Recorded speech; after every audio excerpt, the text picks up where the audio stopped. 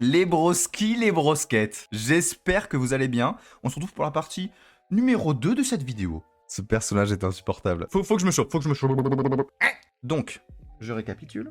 Maintenant qu'on sait que la force visuelle d'une illustration repose presque toujours sur la manière dont l'artiste joue avec les contrastes pour renforcer son intention, on va réaliser un exercice pour nous permettre de mieux comprendre notre connaissance. L'exercice étant hyper simple, recopier le dessin qu'on vient d'analyser. On va mettre notre illustration dans un logiciel de dessin qui nous permet d'utiliser la pipette. Attention, très important.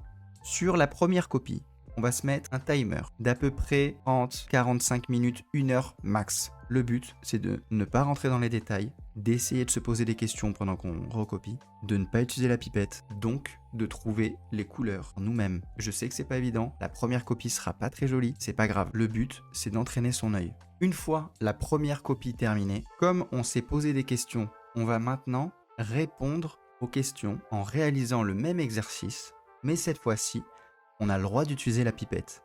Si tu as du mal à recopier et que ça te prend trop de temps, que tu n'arrives pas jusqu'à la fin, c'est pas grave.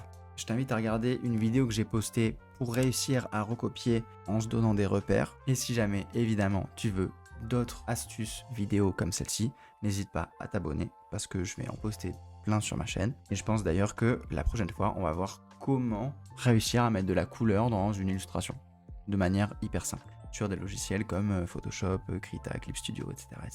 On n'est pas trop mal. Donc qu'est-ce qu'on a remarqué? Ça sûrement noir et blanc. Oh, c'est sur le sol que j'ai eu le plus de mal. Mes valeurs sont pas bonnes, ouais. Mais sinon on n'est pas trop mal. Bref. Bon, on a à peu près terminé. Pas évident.